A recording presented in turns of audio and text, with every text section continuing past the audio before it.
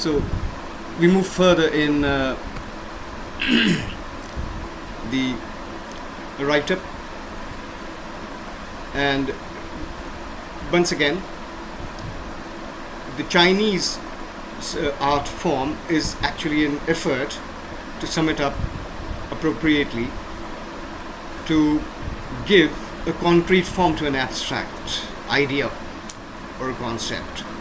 So that is how the artist, the painter, if you remember his name, he enters the cave and the painting disappears, to the astonishment of the emperor who had commissioned him to decorate the palace wall. So the emperor, the artist reveals to him the true meaning of his work. The emperor, it says, may rule over the territory he has conquered, but only the artist knows the way within.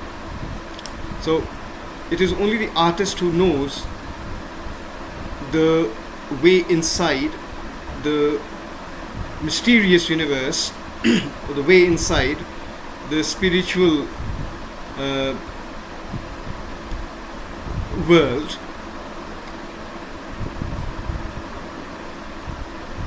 and therefore it says, and therefore as if the artist was as if the Chinese painter was telling the emperor, let me show the way.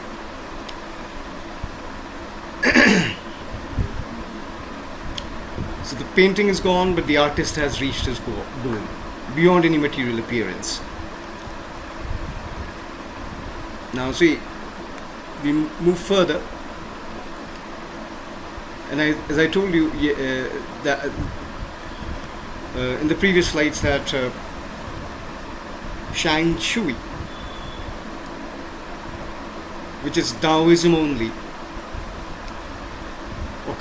which is actually a concept of Taoism only, means a landscape, but is actually not a real or an actual landscape or an actual sight of view.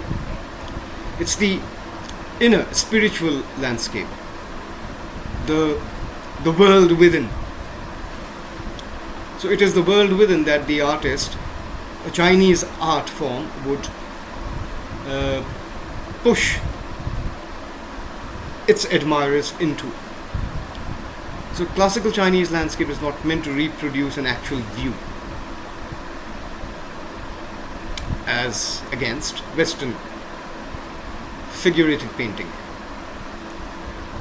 See, this particular sentence, the European painter wants you to borrow his eyes. Now, this is subjectivism versus objectivism, or being subjective and objective. The European art form is very, very subjective. Wants you to borrow his eyes and look at a particular landscape as exactly as he saw it from a particular angle. The Chinese painter does not choose a single viewpoint. Actually, his landscape is not a real one, and you can enter it from any point, then travel in it. The artist actually creates a path for your eyes to travel up and down, then back again in a leisurely movement. This is even more true in the case of the horizontal stroll. Now, in which the action of slowly opening one section of the painting, then rolling it up to move on to the other, adds a dimension of time which is unknown in any other form of painting. It requires an active participation of we are talking of the Chinese. This is all in support of the Chinese painting, who decides at what pace he will travel through the painting. A participation which is physical as well as mental. Chinese painter does not want you to borrow his eyes, as against the European painter. European painter would want you to borrow his eyes. That is, would like you to admire his work of art as he admires it. He wants you to look into his creation, what he wants. But a Chinese painter leaves interpretation of his creation open. He wants you to enter his mind. In case of Chinese art form, the landscape is a spiritual and conceptual space. It's a concept. And this concept, as we understood, as we've already or understood or will make an effort to understand, is expressed as shan shui, which literally means, as it says, mountain water.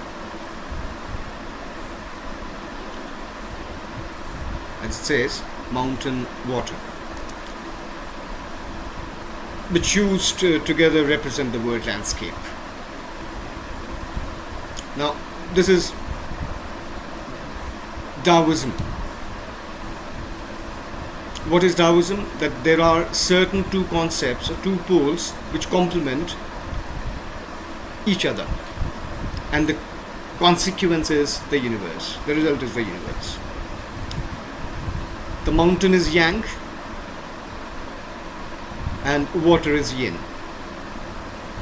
The interaction of yin, the receptive feminine aspect of universal energy, and its counterpart yang, the masculine counterpart,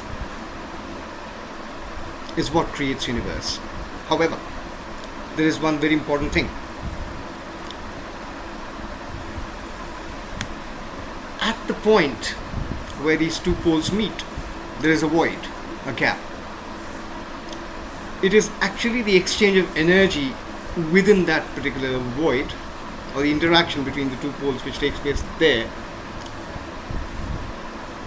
creates universe.